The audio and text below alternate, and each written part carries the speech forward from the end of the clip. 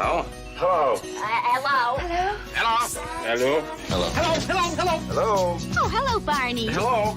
Hello. Hello. Hello. Bonjour. Hi. How you doing there? Yellow. Hello. Hello.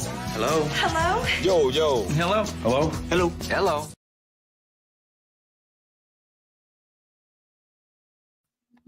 Well, hello there. Welcome to Customer Experience Tales from the Trenches. My name is Mark Mandel, and I'm your host, and I'm so thrilled that you're here with us for the next 30 or 40 minutes as we embark on this new journey of this new program together. Thank you for coming on the journey with us. It's going to be a fun time. While we're together here, I thought I would introduce the show, myself, and then get right into the heart of the material. By way of introduction, as I said, I'm Mark Mandel, and I'm privileged to be your host today and in the future. For those that may not know me personally, I thought I would take a moment just to introduce myself to you so you know who I am. I've been a customer experience guy for, 25 or more years now. And, there's no professional work I'd rather do than help companies think differently about their customers. I've done it repeatedly and taken part in some amazing transformations over the years with some really cool, great brands. And the work is just awesome fun. When I'm not helping companies and their customers, I want to tell you more about me personally. I live here in Raleigh, North Carolina, although I'm a New Yorker by upcoming. My wife and I moved to North Carolina about 10 years ago out of New York, where we got kind of wintered out up there and said, let's move down south where life is better. Love it down here. One of the benefits of being in the Raleigh, North Carolina area is we get to go to some amazing Durham Bulls minor league baseball games. I love the Durham Bulls. I love minor league baseball. It's so much fun. From a customer experience or fan experience standpoint, it's tops. You can't do better than the fun minor league baseball games that we've seen over the years. If you've not been to one of those minor league baseball games, I'm sure there's one somewhere near home for you. Go check it out. You could thank me later. When I'm not at baseball games, I'm a baseball card collector nerd. I love baseball cards. I got into that hobby, 50 years ago as a little kid, and I've loved it since. I've collected all sorts of memorabilia over the years, and most recently, I've moved into vintage baseball that I just think is fantastic. The stories those cards tell can't begin to explain how cool that is. In fact, as a hobbyist, next week I'm going to Cleveland, Ohio for almost a week to get together with 80 or 90,000 other of my closest card collector friends to buy, sell, and trade cards with one another. I'm pretty excited about that. That's going to be a fun week. Well, enough about me. Let me tell you a little bit more about the show, Customer Experience Tales from the Trenches. We're trying to build a very practical show each and every month here where we'll get together and talk about some real-world, high-impact ideas in customer experience. We're not going to sit here and talk about why customer experience matters or what is Net Promoter Score. No, we're going to put those things long in the rearview mirror. Those things are just so fundamental and so basic and not something that's new or exciting. I want to focus on new stuff, high impact stuff, things that other people may not even be talking about yet, and share that with you as we progress on this journey month in and month out together. It's going to be a great time. Every show is going to be broken down to 4 or 5, we'll call them chapters, maybe sections. Those chapters are going to kind of show us where we're doing in terms of each show's composition and cover some really important topics together.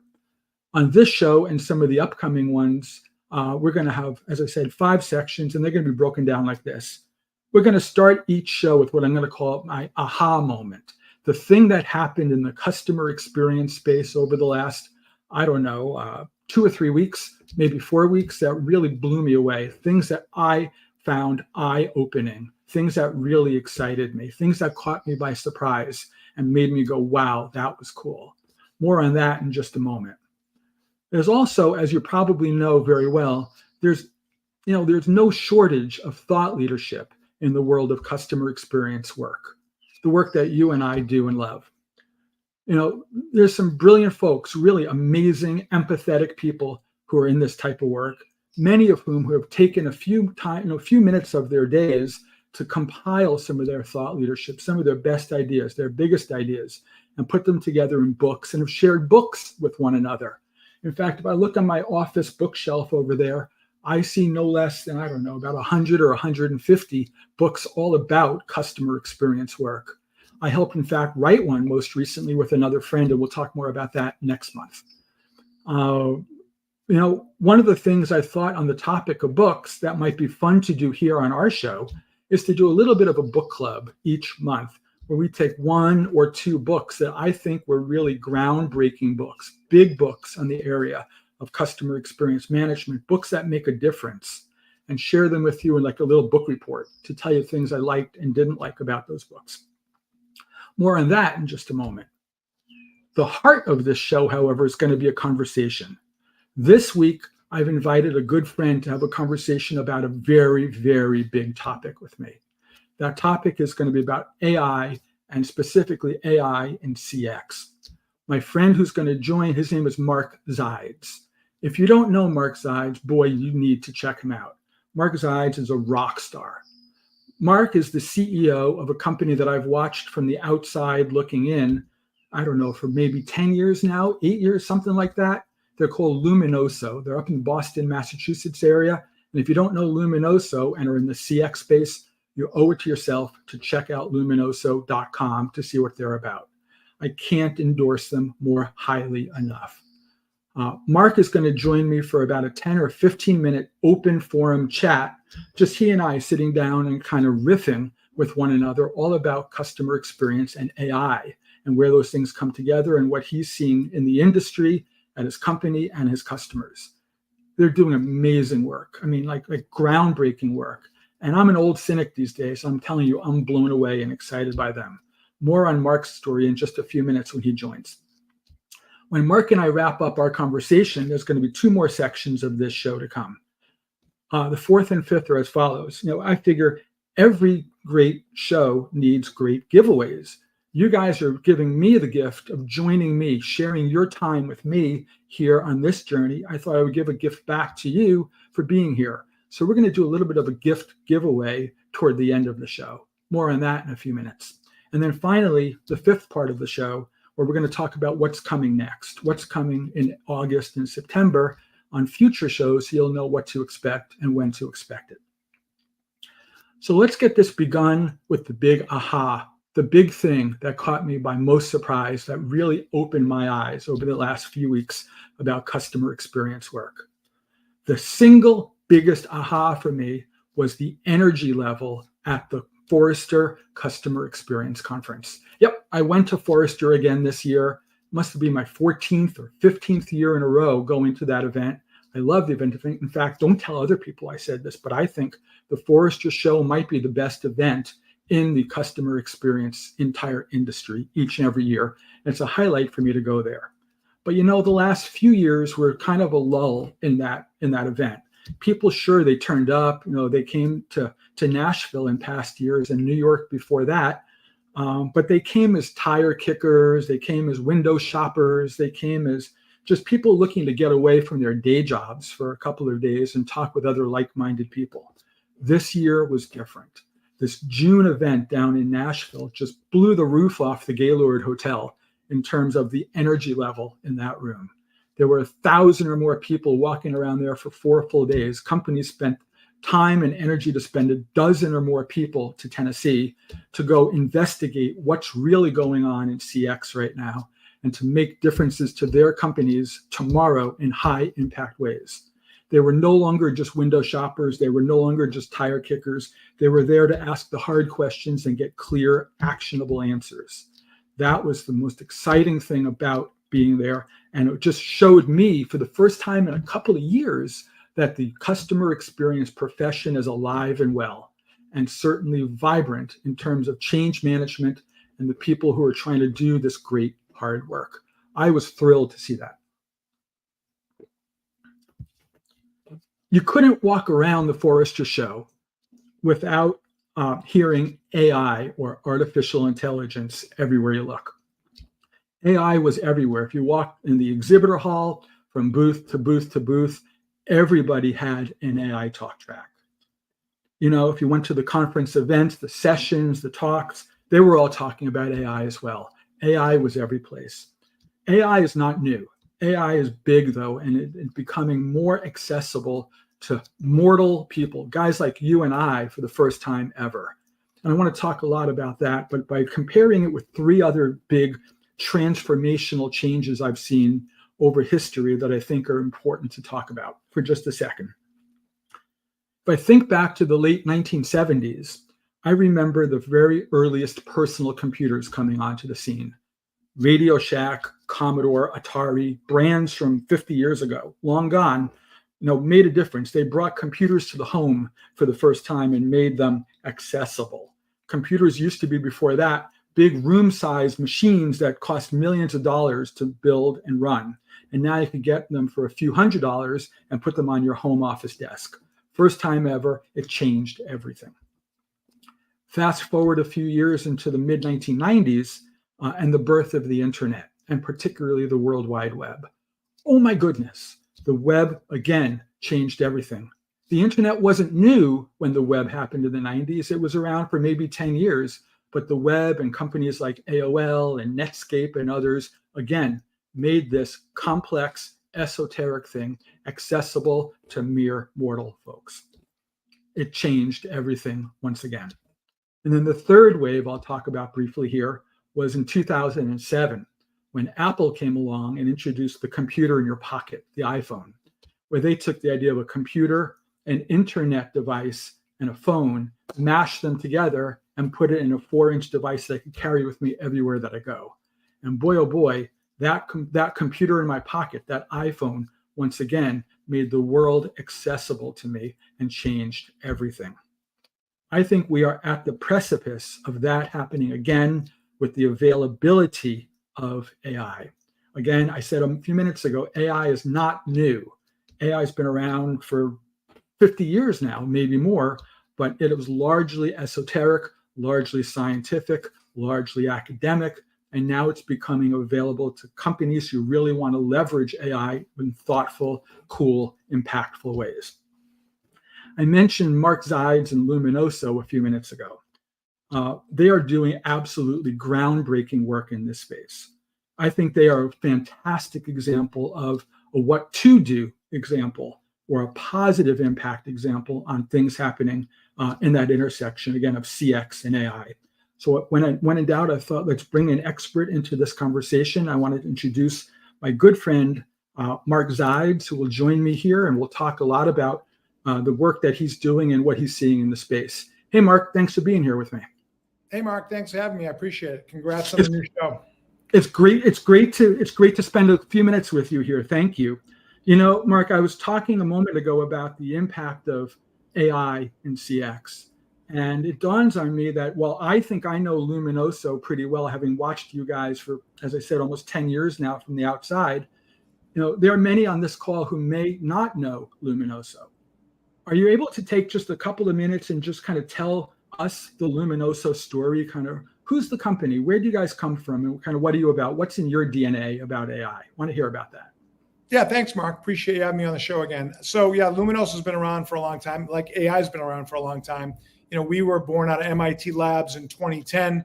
A couple of really smart linguistical scientists, PhDs, built this really cool tool. And essentially, the premise of it was that they wanted to build a natural language processing, natural language understanding data analytics company.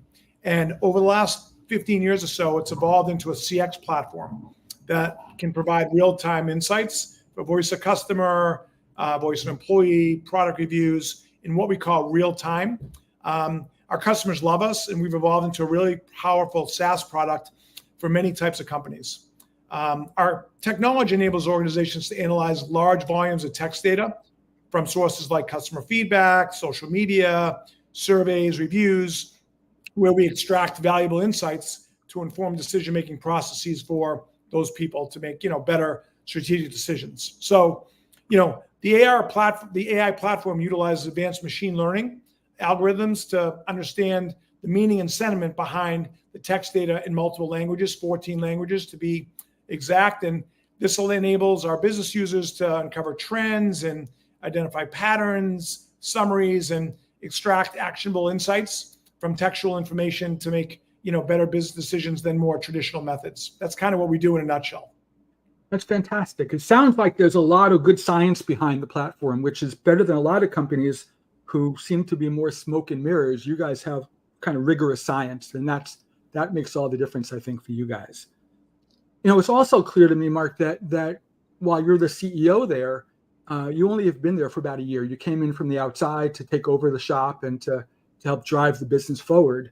I'm curious, as an outsider coming into an established company to help lead and run that company, what attracted you to Luminoso? What was the opportunity that you saw that you said, boy, I want to be attached to this group of folks and doing this type of work? Yeah, so obviously AI is the biggest market, transformational, changing, technology that's going on in the marketplace. So from the last business that I was fortunate enough to successfully exit, I was looking around at opportunities, and this one came up, and it was an entrepreneurial opportunity to build upon a great technology that had world-class clients and an awesome team. So the company had not been really focused, the last couple of years around its core strengths and really they go to market. So I believe with my background, my sales, my networking strengths, we could all come together and build, an AI powered, company together. So that was really both a challenge and an opportunity that I saw. And, it's been about 14 months and I'm having a great time. That's fantastic. I'm thinking a lot about AI. And as I said, having been at Forrester and other events recently, AI is everywhere. But I think AI means, in my opinion, at least, different things to different people. And it's interesting to see, they're almost like whatever the opposite of guilt by association is, people want the associative benefits of the terms AI, because they think if I'm an AI company, I'm going to get a certain amount of cool factor. And if I get that kind of cool factor, I get whether it be additional investment money or more customers or more market opportunities. And it's interesting that different things mean different people. From my standpoint, I've been around kind of the text analytics part, like you're part of the AI sphere, for years with different companies that I've either been part of or have been partnered with. And, many of those companies really, they've packaged themselves as AI, but they're not.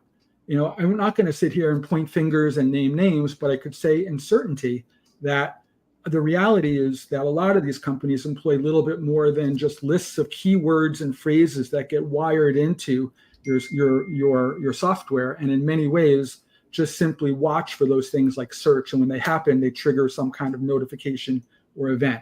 So imagine if somebody said lawsuit in a piece of customer feedback, it gets tagged as legal because the word lawsuit was there. But that's the extent of the intelligence. My sense is that, without getting into all the geeky stuff, because there's other conversations about where we can take that, I'm curious, and you guys take it a lot further. You guys have, as you said earlier, built this really sophisticated language model, this linguistic model that allows your platform to learn the spoken or written words the way we learn as humans and how we interpret information. You guys take it a lot further, and I think that makes, in my opinion at least, all the difference. But I could tell you there's a lot of posers out there. I could tell you there's a lot of people who said, yeah, we're AI because they have a vested interest in saying they're AI, when in fact, who knows what they really are. But I wanted to make sure to point out that you guys have a very different story. From my standpoint, you guys are doing great work and you have some amazing customers out there. I'd love if you can take us on just a journey for just a moment, Mark, and tell us about one of your favorite stories, one of your favorite customers, something that comes to mind that you said, boy, that turned out to be a home run. That turned out to be better than expected for us and for the client. Is there a story that you can share without breaking confidentiality agreements along the way? Yeah. Let me answer kind of, or just respond to sort of your poser kind of cool factor point, right? So, sure. My perspective. Look, I'm new in this space, but I understand CX and customer experience, and I believe at a macro perspective, right? A lot of my background, if people want to check me out on LinkedIn, I work for some big four firms, E&Y, PwC, Monitor Group, which became Deloitte. So you kind of have that, boardroom experience that, guys like you and I have had. And, I believe that CEOs and technology leaders need an AI strategy, right? With that across all dimensions of the market. It's crucial to differentiate between marketing hype and the real impactful AI applications, right? So whether, AI has become a buzzword, it's essential that customers and investors discern the difference between both of those, right? So at Luminoso, we have efficacy in our AI solutions. So we're not just about being cool, but we also, to your point, can get into the crux of what a business or use case is. So we can solve a lot of these problems around the nuances of words and sort of the differences of how people analyze what their customers are saying. So there's really a big distinction between who can claim their AI and who's a real true machine learning company like Luminoso. So I think that at the end of the day, as cliche as that sounds, you got to be able to prove an ROI, to why a vendor is going to work for a particular or with a particular customer. But, around the use case, around the business problem, we've had several. We've done some NPS work, right, where we can actually demonstrate that if we take CSAT scores, for example, from a customer and ingest it into our tool, we can actually see the movement of NPS, even if it's a little, it's measurable, right? So if NPS improves, we can show an ROI, to a company. So we've done that for a couple of, healthcare technology companies. We've also, I think our biggest claim to fame is time to insights. So a lot of times when all this data comes in, whether it's survey data or product reviews, it just takes a lot of time to synthesize the data. Well, our technology is really easy to use, right? So, it's simple. And, the data comes in. If you're a data analyst, you're a data scientist, you're a business user, it's easy to kind of bring all that together, move it into our dashboard, and then use our ChatGPT assistant, which we call Helios, to prompt it to say, give me the top 3 things I should do as a marketing analyst or as a CMO to actually enable or improve our product marketing or our product in the marketplace. So we've done that in the CX space from a standpoint of listening to what customers are saying about a product. And that's really where we've seen, the biggest improvement, or our customers saying, wow, we'd like more of that, around our product. Think about CPG, think about technology firms, without kind of giving away some of the awesome companies that we work with. Fascinating. Hey, you mentioned ChatGPT. It's an inevitable conversation topic, so let's talk about that for a second. The whole area of generative AI or Gen AI is certainly in the news these days. Companies like OpenAI and Anthropic and others have raised, $1 billion or hundreds of millions of dollars each to go exploit this new technology to bring it to the masses, but it's really in its infancy. I also realized that generative AI, like I'm talking about with those types of companies, is just one, we'll call it category of AI. And the reality is, there are pros and cons to generative AI. There are pros and cons to other techniques as well. You mentioned a second ago that the Luminoso platform takes advantage in some ways of a generative AI capability as a way to more interface with your data than it is about generating the insights themselves. And I'm curious, do you see a place for how do you separate, I should say, the places that you operate your business and help impact your customers versus, let's say, generative AI? Because clearly you're not the same as one another, and there's going to be advantages and disadvantages. And I'm curious what you see the advantages or opportunities for you guys in a growing generative AI space. Yeah, look, this is a hot topic. It's a great question. We could probably talk about this for an hour. Sure. But, my brief perspective, and let me answer it as quickly as I can in a couple of ways, right? So ChatGPT or generative AI, it's an incredible tool for people to quickly get the answer they're looking for. So it's kind of like a cheat code, right? So just like, search, 10 years ago, Google came out and you could just prompt, you could ask a question and give you the answer, right? ChatGPT or generative AI is that, times 100 or thousands, because now it's giving you sort of, the answers before it's giving you the answers to the question, right? In a way. So it's got a lot of different applications, right? If you're a marketing person, you can build marketing plans, you can write copy, you can write code just by asking a couple prompts. So, customers are looking to implement this technology into their tech stacks, and they want to give their customers a better experience, right? So you look at it through the lens of a CX person, it's really driving innovation at these companies to automate several processes in every company who's using it. So it's really changing the way that decisions are being made at these companies. And I think what companies and decision makers need to do is figure out what's the application, what's the use case, and really what's the project that you can apply it to. So in the case of Luminoso, our customers are coming back and saying, hey, your tool is, a Mercedes-Benz, to use an analogy, that gives us all this great sentiment analysis, thematic summaries, concepts, themes. But now we want, give us the 3 things that we can do with that data, right? And that's what generative AI can do. So we overlaid it, onto our tool to kind of, again, I'll go back to the cheat code thing, right? All in the gaming world, right? Everyone wants the cheat code, or everyone wants to open up that new, unlocked, thing that gets them to the next level in a game. That's kind of what this tool and this platform can do. So again, like I said, we can talk about it, Mark, for an hour, but it really depends on the company, on what business problem you're looking to solve. It can be used in so many different aspects, and that's why, to your earlier point, it's so transformational in so That's many. Amazing. Amazing. It's funny, you talk about cheat codes. One of the things I realized about many folks, myself included, of course, who come to these podcasts and webinars, everybody's looking for a new idea. Everybody's looking for that cheat code that they can take back to their CX jobs and think about and put into place as soon as this afternoon or tomorrow. I was going to share a story with you because I think it'll resonate not just with you, Mark, but with our friends who are listening in.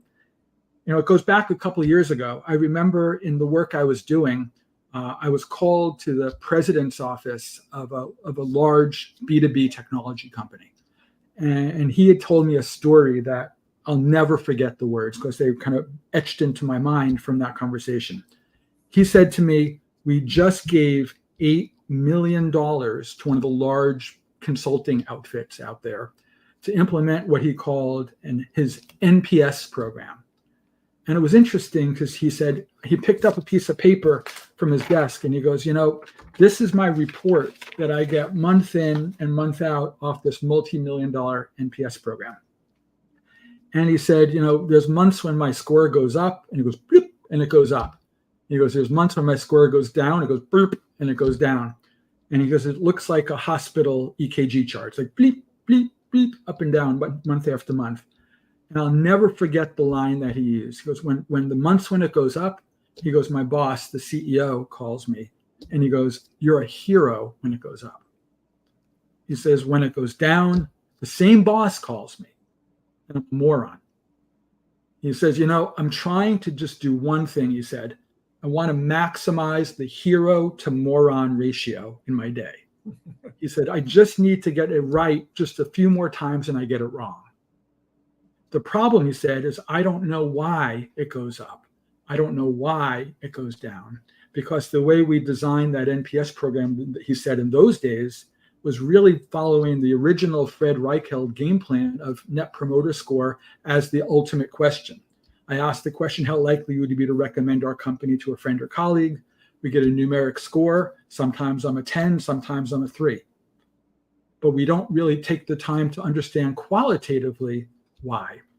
And if there was no cheat code that comes to my mind as I sit here in July of 2024, so a few years after that conversation played out, that you guys can collectively take back to your companies and to your ideas, is to focus, please, by all means, at this stage, focus on the qualitative, focus on the why, focus on the reasons for the score, much more so than even the score itself. The score is just, in my opinion, a great excuse to come back and say, why do you give us the 10? Why do you give us the 3? Why do you give us the 6? And tell us in your own words why. Because if you're not focusing on the why, you're kidding yourself. And now as the amount of feedback continues to go up and the amount of customer engagements and conversations go up, that why, that feedback, that open-ended commentary is just harder and harder to get your arms around just because of the sheer volume of it.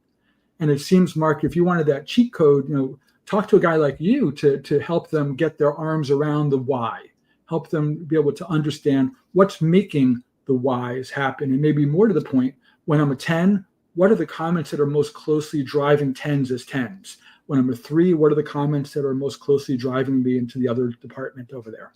There seems to be a huge opportunity, but so many of these companies are still chasing scores. They're still wanting to know, yay, I'm a 78, aren't I great? Or I'm a 62, or I'm a 37, or I'm a -9. And the reality is there's so much more to it than that. What could you add to that, Mark, if anything, in terms of just cheat codes or ideas that our friends here could take back beyond just going from the score to the reason? Is there more to the story that you want to share? Yeah, again, another great question, another great, frame story, Mark. We could probably have a whole other podcast on that topic alone. But what I would say is, there's so much unstructured text data in the world. 80% of all data is unstructured, right? And it's just growing exponentially every year. So for companies that want to get a better understanding of, how to measure results or how to measure what their customers are saying, you really need to have a platform or tool or process on how to measure, the inputs or the data coming in, right? Whether it's through social channels, through, product feedback, through, secondary research, like whatever, surveys, like however the it comes in. I don't have a cheat code. If I had that magical, wand, as I say, I'd probably be long retired by now.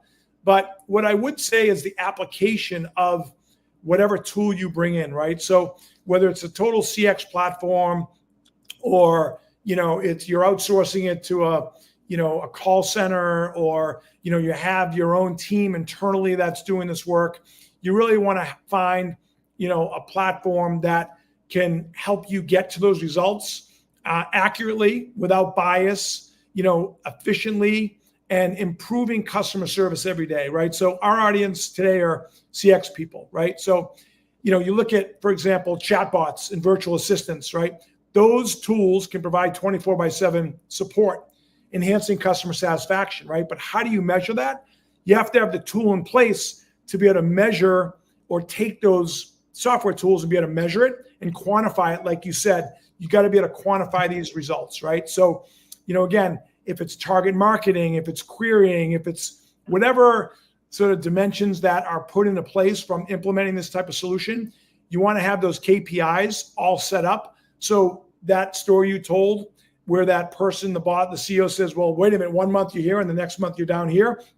If you set it up properly and you map it to what the goals of the organization are, that's where you're going to drive the results. So I don't know if that answers your question. I don't have the cheat code in my hip pocket, but you want to work with smart guys like you, or a consulting firm that can, certainly map out sort of what a tool or what a technology will do. And, the one thing I'll say about Luminoso is we can do that, right? Because we're just the plug and play engine that can go into any type of survey tool or existing tech stack and can empower, I'll say, the CX experience. So that's what's kind of cool working with us, is to, enable those results and customer experiences. I think I can't recall if it was the Forrester analysts who wrote about this, or the Gartner, or one of the other analyst firms that covered this, but they took the world of AI and they kind of subdivided it at least into two buckets. And they talk about employee-facing AI and customer-facing AI. And as far as I could tell, both are alive and kicking, but I could tell you that opening up AI as a primary contact channel for your customers externally is full of risks. I could tell you that you hear story after story. Some of them are newsworthy. Some of them involve litigation, all sorts of terrible things happening between some of the biggest brands who said, you know what, we could get these AI tools and we could knock out our call center. And we could, instead of having, 500 thoughtful representatives taking phone calls, we'd do pennies on the dollar. We'll just let AI handle that and we'll be all done. I personally ran into a problem with that myself, and it was just a week or so ago. I'm a car guy and I'm a Tesla guy. And I could tell you that I had leased a Tesla 3 years ago, when with all leases, leases come to an end and you have to go turn it back in and get a different car. And I turned in my Tesla at the end of the lease. Everything was quiet and normal and everything went fine. And then I started getting invoices from Tesla about the car that wasn't returned, and how I still owe them a car, and they, out of the kindness of their hearts, are extending my lease to give me more time with the car that I clearly wasn't ready to give up, although I returned it last month. And I tried to email them. There's no way to email them. I went to their website. There's no contact information on the website. Try finding a phone number for Tesla. I found a phone number. I called them and I got into this crazy AI loop where the AI bot answered the call thoughtfully and intelligently. But when my query, my thing that I was calling about wasn't one of the easy things, it wasn't one of the, hey, when is my payment due or what address should I send it to? But it was, hey, I don't have a car anymore and you're still billing me for this thing. What do I do with that? There was no chance that the AI was going to be able to figure that out. And there was no ability for me to escape this loop. And it just took a bad, frustrating situation and made it that much worse. Because it sounds like the LLM wasn't trained to know your situation, right? So that's what kind of is one of the biggest challenges with this. But go ahead. So didn't mean to interrupt. But it's interesting you talk about that because, from my experience, you mentioned something when you were talking about your own business, about Luminoso a few minutes ago, and you talked about bias in AI. And how in some ways training the model or setting up the language model setup so that it could have anticipated my need would have created bias, because Right. You're in effect programming the AI to say, if somebody talks about lease returns, handle it this way or route it to a representative or do something, right? Don't just put them in a loop. But that creates a kind of this fishing expedition, almost like this pre-wired scenario that says, if this happens, then do this. One of the things I think is a hallmark about real, more advanced AI is that it could kind of figure that out dynamically as it sees the data. In some ways, I'm going to use a loose terminology. It learns. And then as it learns, it gets smarter and better at handling these types of cases over time. But I just share the Tesla story because, from a customer experience perspective, I was miserable. These bills started coming, and after the bills came and there was no way to shut off the invoices, then the threatening text messages started to come. And they said, now they're almost in effect telling me I've stolen their car. And that's gotten even worse. And so I'm not going to go down that path, but my goodness, that was quite the example of, for me, what not to do. And one of the reasons why I don't think AI today is truly ready for prime time externally, facing your customers, replacing human beings with it. I think if we could steal a terminology, maybe Mark, you and I might agree on this, instead of thinking of AI as artificial intelligence, I'm going to steal a term I've read recently called augmented intelligence, where it's sort of this ability to take employees' work and supercharge them. I mean, think about like you were saying about even analyzing customer feedback.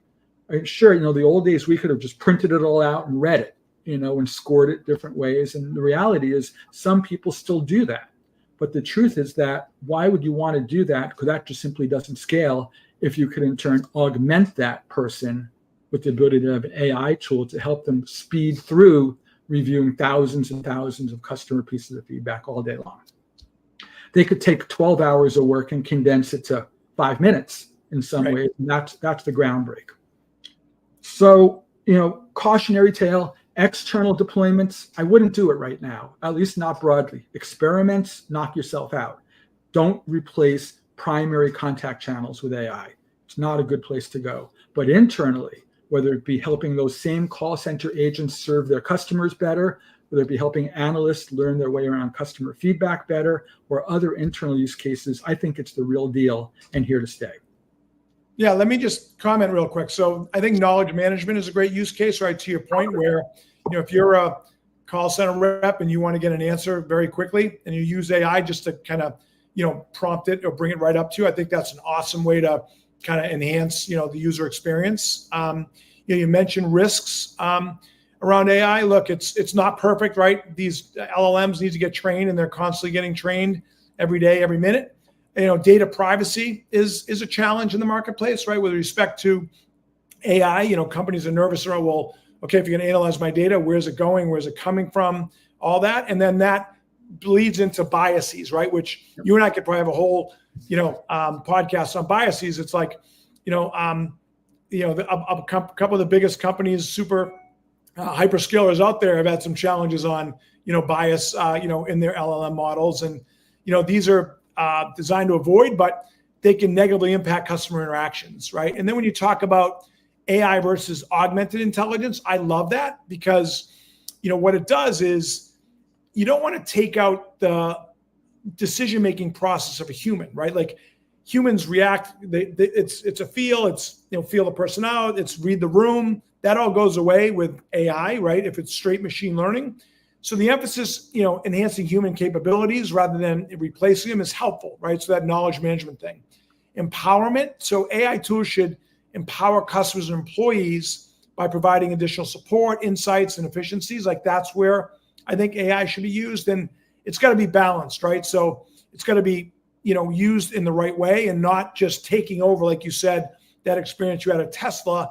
It's got to balance that. So that's my 2 cents. But again, it's certainly changed the game in the last couple of years, and it's only going to, quote unquote, replace. You don't want it to replace humans, although it may in certain companies, because some of the mundane tasks can be replaced with, AI.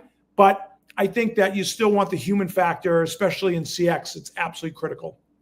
Absolutely. I mean, the downsides are clear, right? If you do it poorly or wrong, you not only risk bad customer experiences, you open up doors to liability even. You want to be really mindful of that. Right. Mark, thank you for hanging out with me here today. I hope you continue to hang out for the rest of the show. We're going to touch on a couple of other topics here before we wrap up our call. I mentioned before this idea of books in a book club. There's 2 books I wanted to take a few minutes and just share a little bit of thoughts about with you. I'm going to hold the first one up here. This is a book from a couple of friends of mine, Michael Hinshaw and Diane Majors, that I got earlier this year. It's called Experience Rules, the Experience Operating System, and 8 Keys to Enable It. I could tell you that I read this book in about 2 sittings, cover to cover, from beginning to end, and it just blew me away. And the thing that Michael and Diane cover so well in here is that they talk about how do you take this idea of customer experience and truly embed it in your organization, in your culture, in your process with your people. This is not just about measurement and running surveys and getting tech. That's certainly part of it, but they're talking about now taking the results of that and embedding it for action in your company. Again, it's called Experience Rules, and they talk about this experience operating system and being embedded in companies. I love this book. I highly recommend it. The other book is sort of like my customer experience Bible, and I want to make sure you can see this clearly on the screen. It's called Information Dashboard Design, Displaying Data for At-a-Glance Monitoring by Stephen Few. I've had this book up on my shelf here for probably 10 years now. It's a beautiful book where they talk all about how do you take information and package it for non-experienced consumers of it. How do you take complex analytical data and make it digestible and interesting to people who are not necessarily data people? And they help take those topics and they make visual examples of what to do and what not to do. I think my favorite passage from this book is right on like the 3rd or 4th page. Maybe you could relate to this, guys. They say, just because your software topic or your software platform of your choice can make a dashboard with 37 different kinds of charts on it, all on one screen, please, God, try not to do that. Filling up a screen with charts for the sake of filling up your real estate is ineffective, he talks about in here, and talks about how do you make information digestible to mere mortals. I can't recommend this book highly enough. These are 2 of my favorite books here. And in fact, what I'd like to do as we talk about the giveaways here is to make these 2 books my giveaway for this month. What I'm going to do is we're going to pick one of you guys at random to give you Michael and Diane's book. I'm going to take one of you guys at random and give you Stephen's book.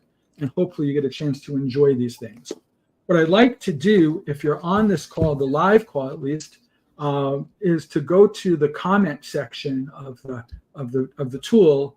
And if you think back to the very opening scene of this call, there was a short video that was called the hello video. There's a bunch of people on phones going, hello, hello, hello.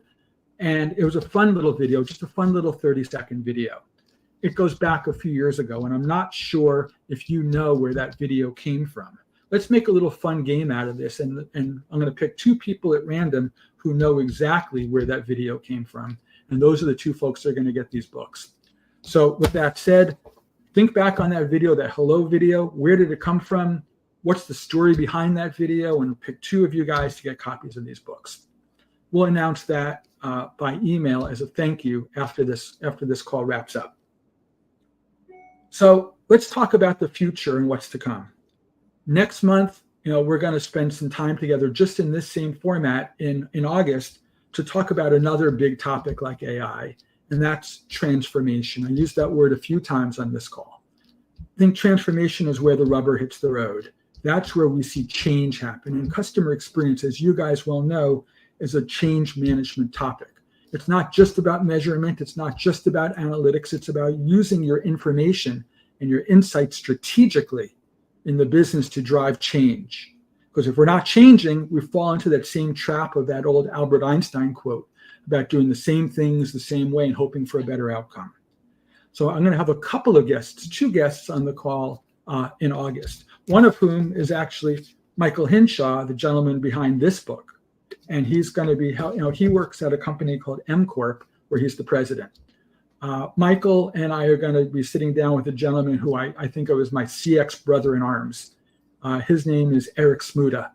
Eric has been on the client side, the practitioner side, for a decade with companies like Avis and Hertz, where he rose up to be the head of customer experience at both of those companies. And now he's at an insurance company doing fascinating work called Likewise. Eric and Michael and I are going to sit down and really talk about how do you drive true transformational outcomes in your business. And we're going to do that towards the end of August when we get back together here. So guys, with that, let's make this a wrap for now. We're at about 45 or 46 minutes into this conversation. And just again, as I started out, to say thank you. Thank you from my heart.